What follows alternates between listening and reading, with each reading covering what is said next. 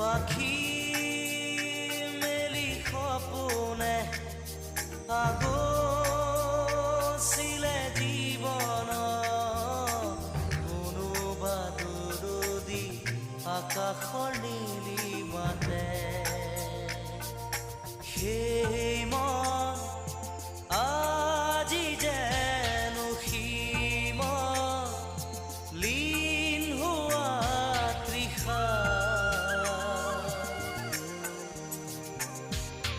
কিদৰে পাহৰো মই এন্ধাৰ হ'ব নোৱাৰো মুচি দিব নোখোজো পাখি